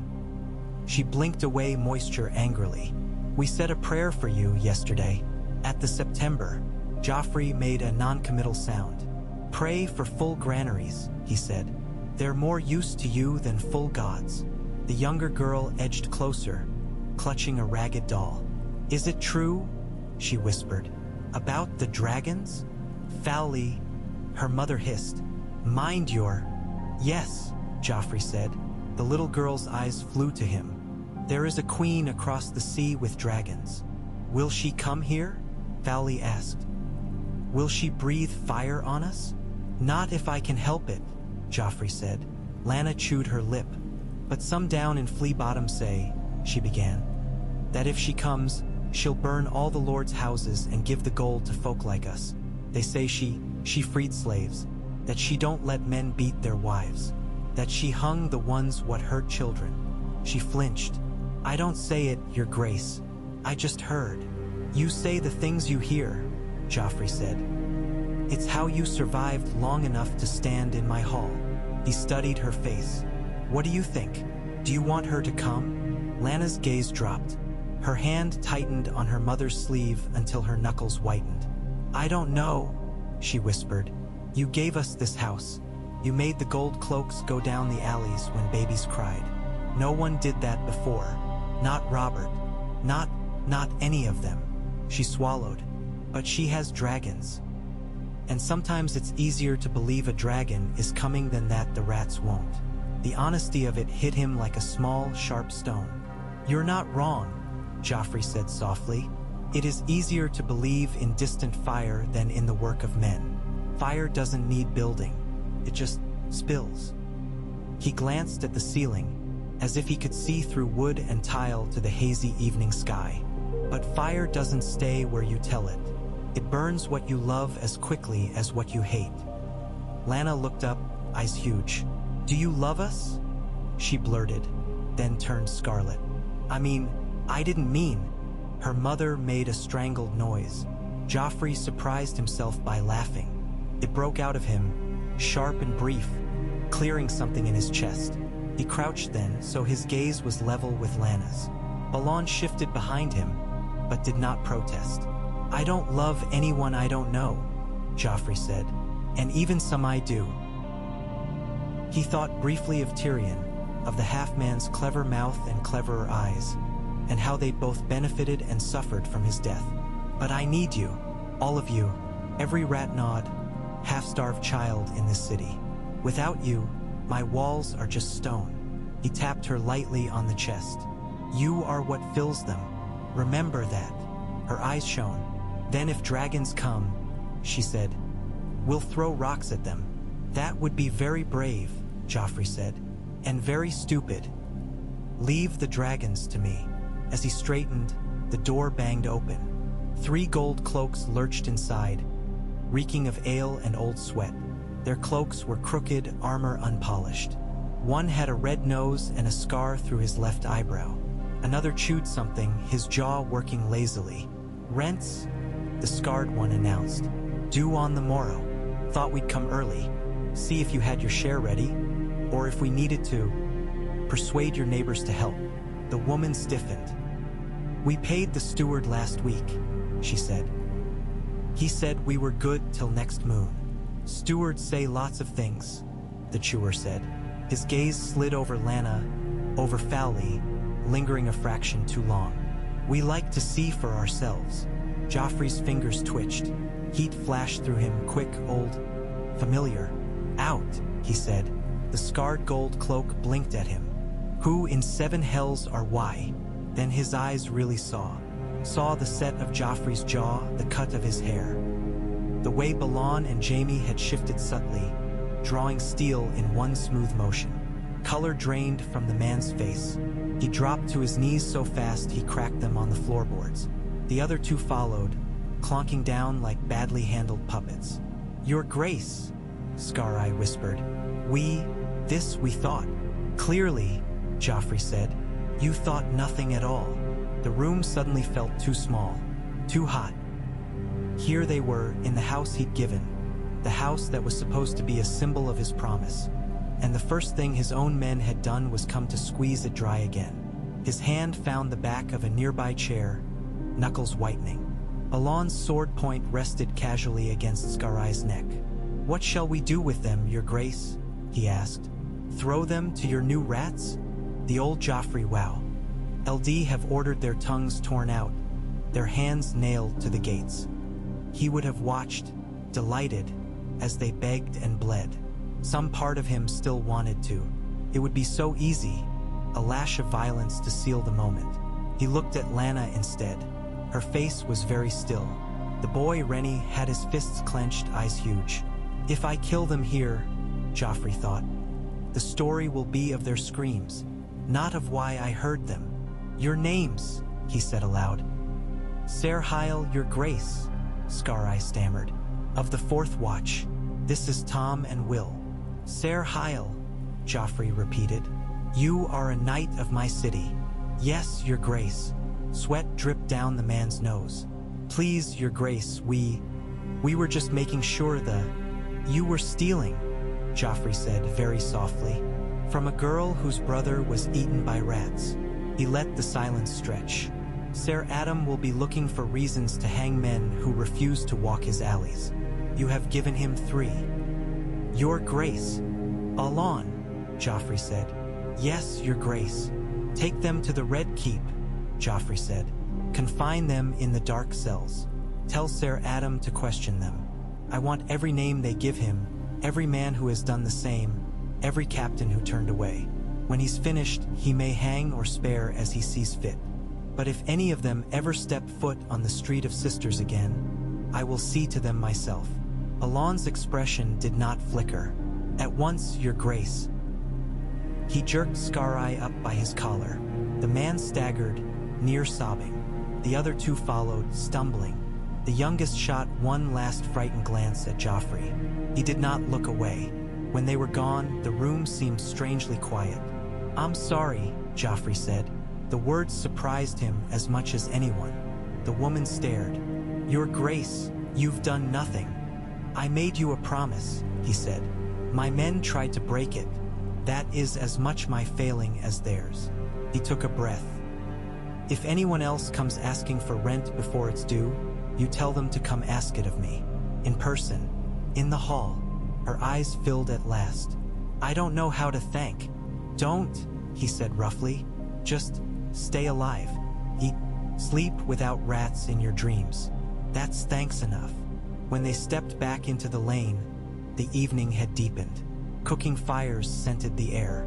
Somewhere a woman laughed, high and brittle. A dog barked. The city, as ever, refused to pause. "You didn't kill them," Jaime observed, falling into step as they headed back toward the hill.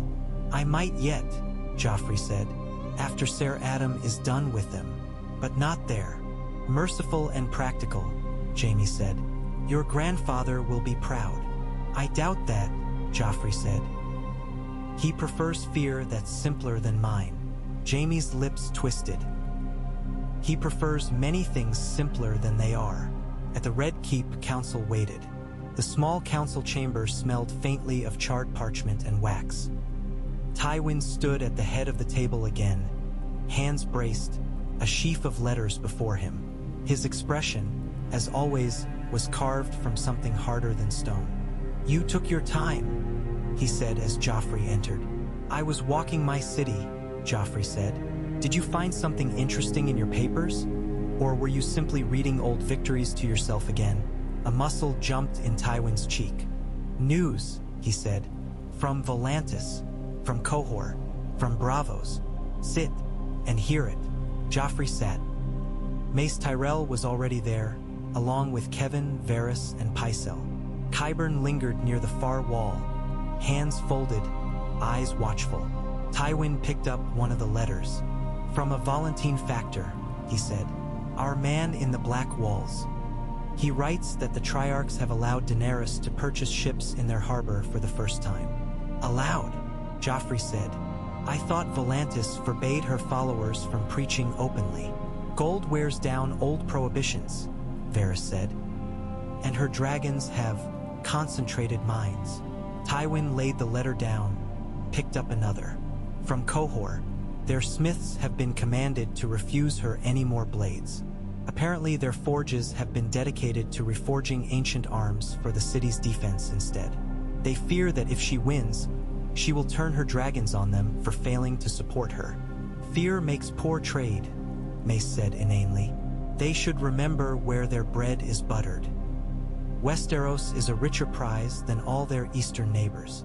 Precisely why they'll sell it to whoever they think will win," Tywin said with quiet contempt. Joffrey's gaze went to Varys. "What do your little birds say?" he asked. "Is she truly sailing for us? Or is this just more of her strutting in her bay?" Varys steepled his fingers. "My birds chirp many songs," he said. "Some say she has had her fill of Meereen squabbles and means to seek a broader stage. Others say she is still tangled in cobwebs of her own making there. disgruntled nobles, ambitious freedmen plague. He shrugged lightly. But this much seems clear. She is gathering ships. She is speaking of the West more openly than before.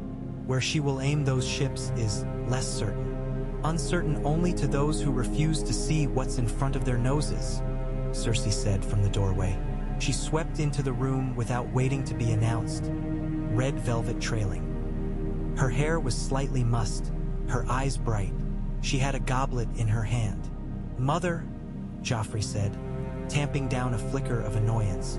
"Joining us? You talk of dragons and do not think to send for me?" she said, arching a brow. "You are not as clever as you like to think. The council chamber is not a wine sink," Tywin said. "Take a seat or leave, but do not prattle. Your father's charm is undimmed, I see," Cersei said, seating herself near Joffrey and taking another swallow. "Well, what have we decided? To sit on our golden arses while a silver-haired witch sails from one freed city to the next, gathering tales and worshippers. We were discussing whether she will come at all," Joffrey said. "Not weave, or we should pluck out our own eyes in fear before she does." "She will come," Cersei said flatly. "Men like that priest in the square will see to it. They'll whisper her name into every empty belly. It'll be like Robert all over again. Only this time the banners will be dragon and fire instead of stag and warhammer. The stag needed a Targaryen prince to kill to become more than a drunk brawler with a good arm," Tywin said. "The dragon girl has killed nothing that matters to these people yet. Slavers on the other side of the world don't fill songs in Flea Bottom. They will if the priests keep painting her as some savior," Cersei snapped. "You saw him? In the square." "I saw him," Joffrey said. "I brought him here. He will tell his visions to us now, not to fishwives. Boxing fire in a stone room doesn't put it out," Cersei said. "It just makes it angrier. If she comes at all, she cannot come for months," Tywin said. "We will use that time to make the realm less enticing. Stable, armed, less like a ripe plum and more like a thorn bush." "That is not enough," Cersei said. "We should not wait. We should send knives, poison. If she never reaches the narrow sea, there is no war." "And if our knives are caught?" Joffrey asked. "If she parades their heads through Meereen and tells every freed slave in the world that the lions in the west fear them so much they send cowards in the night?" Cersei curled her lip. "Let slaves think what they like. They aren't our people." "They might be," Joffrey said. "If she wins, you would have us make their queen a martyr before we even see her shadow. It is better than seeing her wings darken our skies," Cersei shot back. Tywin's hand came down on the table with a sharp crack. "Enough," he said. "Assassins have been sent against her before. All that bought us was the wrath of her dragons. We will not repeat that stupidity. If she dies, it will be by steel in open war, not poison in some alley in Meereen." Cersei's eyes narrowed. "Is that because it's beneath you, father? Or because you think your grandson should have the glory of killing her himself?" Tywin regarded her as one might regard a wasp. "Because assassins are a blunt instrument," he said. "You use them when you have no other choice, and you accept that you may create more problems than you solve. We still have choices." "Such as?" Cersei demanded. Joffrey leaned forward. "We send eyes," he said. "Men we trust, not just to spy from docks and markets. To sit at her councils, hear her speak, see how she rules." Mace snorted. "And how do you propose they do that?" "Begging your pardon, your dragonness. Might I sit beside your bed and listen while you plan to invade my country? She'll roast them where they stand." "Not men with lion badges on their chests," Joffrey said. "Merchants, scribes, a healer, a swordsman, people she needs. People who can serve as her hands while their ears serve me." He glanced at Varys. "You've done as much before, for other kings." Varys' smile did not quite reach his eyes. "I would never claim such resourcefulness," he said, "but there are channels. Men and women who know how to become what a ruler needs to see." "And what do we gain from this?" Tywin asked. "We already know she has dragons. We know she hates slavers. We know she burns those who defy her. We know stories, Joffrey said. Second and third-hand tales sung in taverns. I want to know what she does when a child from the gutters stands before her and asks for a home. How she deals with men who steal from her people. Whether she listens when told her people are hungry. Whether she has nightmares. He met Tywin's gaze. If I am to fight her, I want to know the shape of her mind, not just the span of her wings. And if your spies decide they like her better, Cersei spat. If they send their tails to her instead of you, men who can wear faces like masks do not belong to anyone. Then we choose the ones whose bones we know, Joffrey said quietly. His eyes flicked to Varys, to Qyburn, to Jaime. What about Davos Seaworth? He said. Surprise rippled around the table. The Onion Knight? Mace spluttered. That smuggler Stannis kept around like a favored dog? He's in your dungeons, isn't he? In a tower cell, Kevin corrected. Not the dungeons. He's comfortable enough. Stannis is dead, Joffrey said. His banners burned on the Blackwater. His god lost him his daughter and his men. But Davos survived. Twice. He knows the narrow sea better than anyone alive. He sat across from kings who thought they had dragons of their own. He knows how to tell hard truths. And you think he'll jump at the chance to serve you? Cersei said, laughter thin. I think he might jump at the chance to keep the realm from burning, Joffrey said. Stannis thought he was the only one who could save the world from darkness. Davos believed him. Perhaps he still believes the world needs saving. Only the face of the enemy has changed. Tywin's eyes narrowed. He is a smuggler and a traitor. He is loyal to his own sense of right, Joffrey said. That can be more predictable than loyalty bought with gold. Varys tilted his head, intrigued. He also has no love for dragons, he said. They burned his fleet at Blackwater. Twice almost cost him his life. He might relish the chance to stand under their wings and see if they truly cast as long a shadow as tales say. There are many others we might send, Tywin said. Men more beholden to us. There are, Joffrey agreed. We can send them too, but I want at least one set of eyes there that sees the realm, not just my banner. Davos Seaworth has seen too many kings fail. If he tells me she is better than I am, I will want to know why.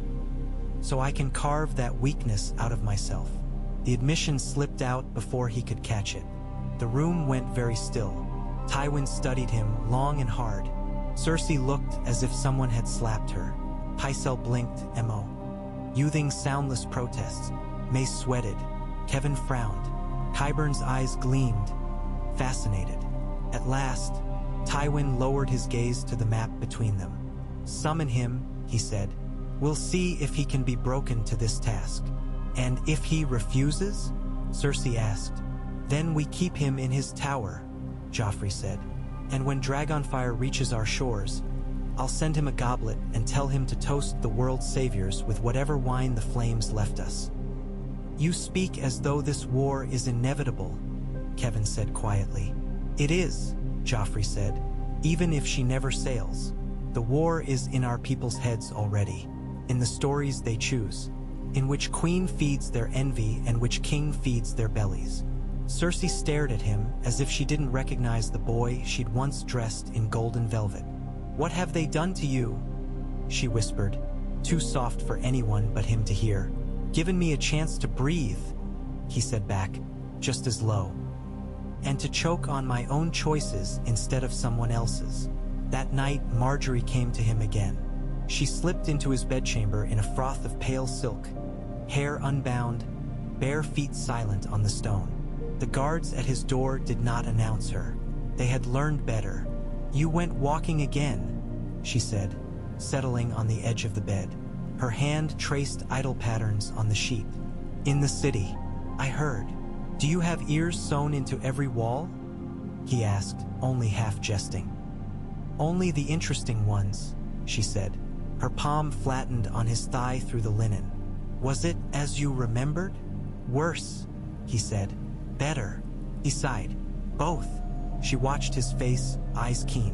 "Tell me." He spoke of Lana, the new house, the gold cloaks, the way the boy had squared his shoulders in the face of men with swords, as if he could shame them into decency. Her fingers tightened on his leg when he described the guards' extortion. "It's never enough," she murmured. "You give them new walls and rats still find ways in. Different rats, different teeth." He thought of dragons again. Scales instead of fur, fire instead of gnawing. "Some beasts simply eat louder," he said.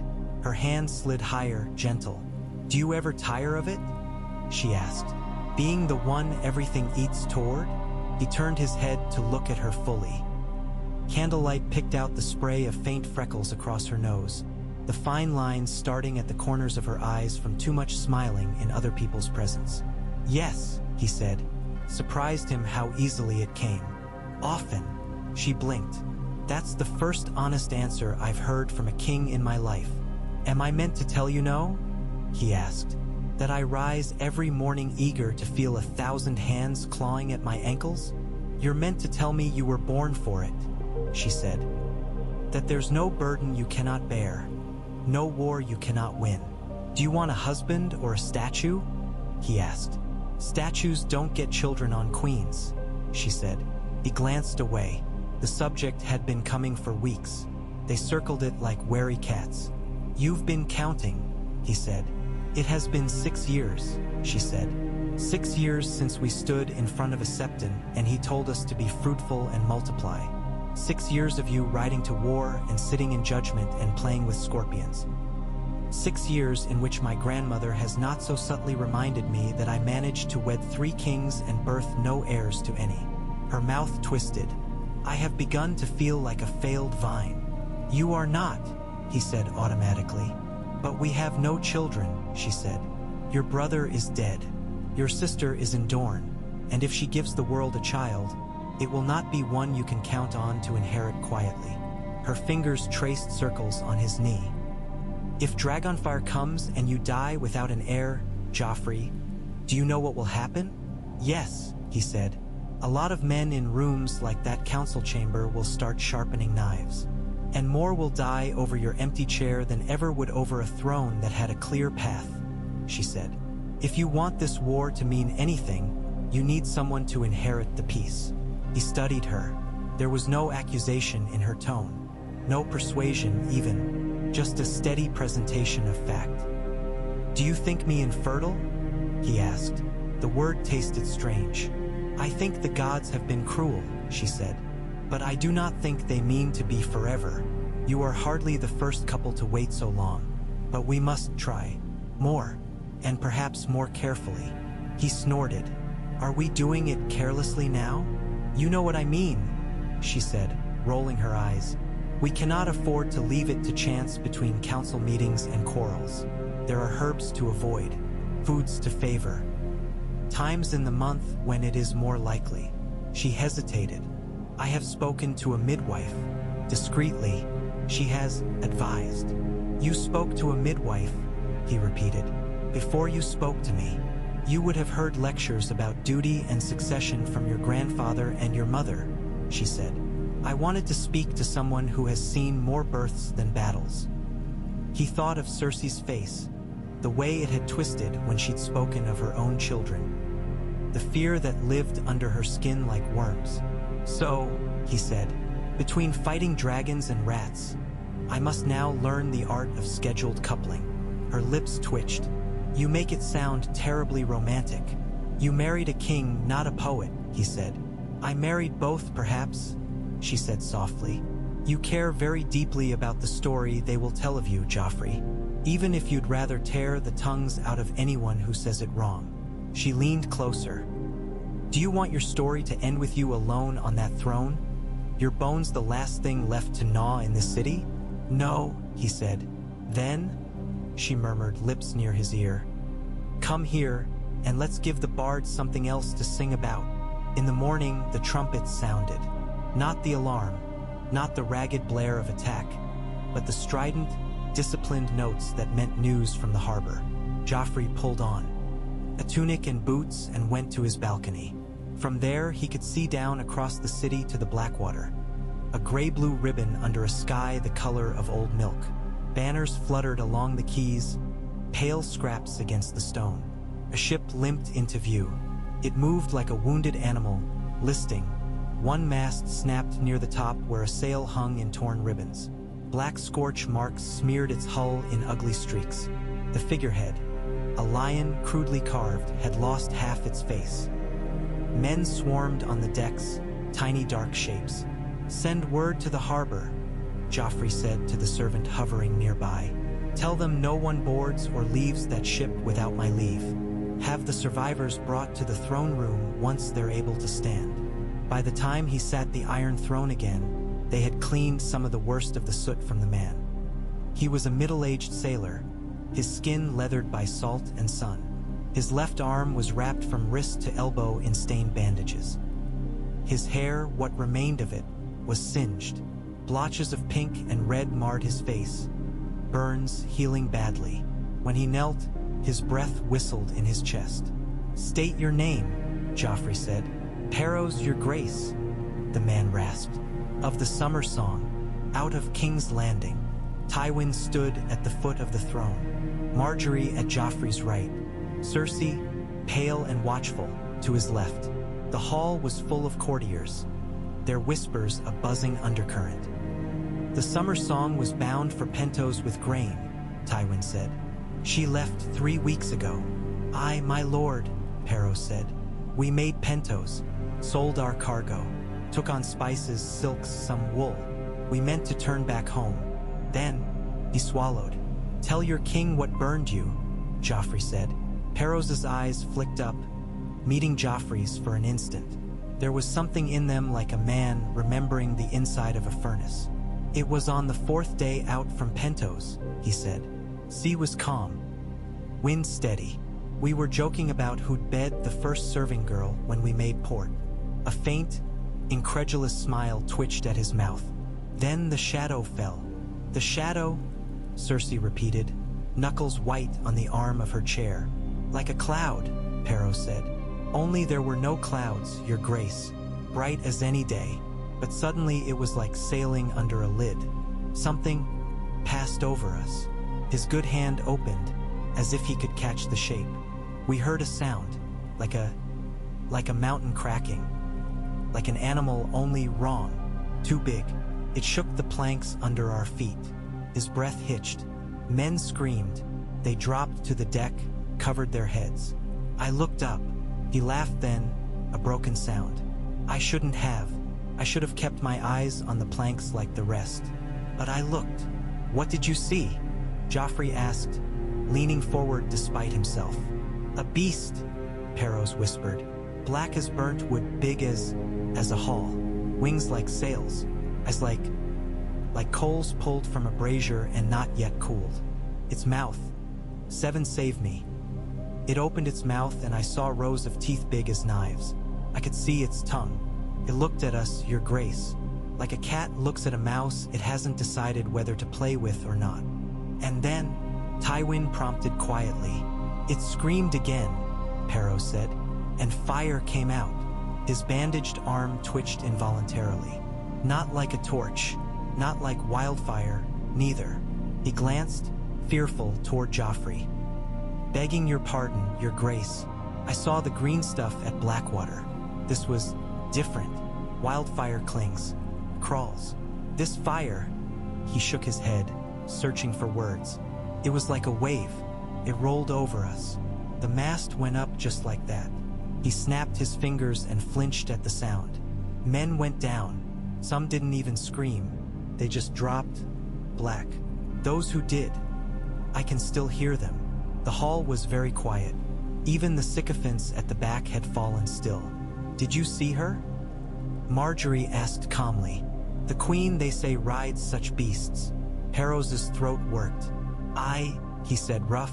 "She rode on its back, straddled its neck like a horse, hair flying, white as seafoam.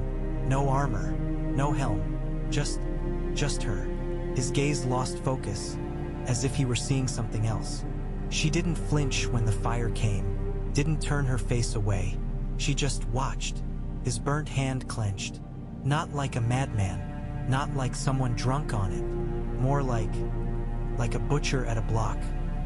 Making sure the cut is clean. A murmur went through the court. Joffrey forced his own face to remain neutral. "How did you survive?" he asked. Harrows barked a laugh that turned into a cough. "Luck, your grace, and fear." He lifted his bandaged arm. "I dove for the water when the mast went. Fire leapt after me, caught this and my shoulder. I thought the sea would put it out, but it clung a bit. Screamed like a babe. When I came up, the ship was half gone. Men in the water all around, burning while they drowned." He swallowed bile. "There were other ships, smaller, oars. They came up and finished off what was left. Took who they wanted, left the rest. I clung to a bit of spar. Drifted until a Lysini trader hauled me in. They set me off in Duskendale. Other ships," Tywin said. "Flying what banners?" Harrows shook his head. "Didn't see, my lord. Smoke, screaming. I heard men shouting words I didn't know. Not Westerosi, not like the free cities I know. Maybe Giscari, or some slave tongue. One of them shouted a name, though. Drogon, they yelled, over and over. Drogon." Joffrey tasted the name. The one Varys had spoken. Drogon, named for a dead Dothraki. A dragon given a dead man's legend. "Did she speak?" Marjorie asked. "The queen." Perros said. She raised her hand and the beast stopped. Fire cut off mid-roar, like a man strangled. She pointed at the mast and it burned. At the sail and it burned. At the water, nothing. At us, he swallowed. "She watched us, your grace. Men screaming, burning. She watched every man die who died. Didn't look away once. And you call that mercy?" Cersei hissed. Perros Flynn. "Ched, I don't KN.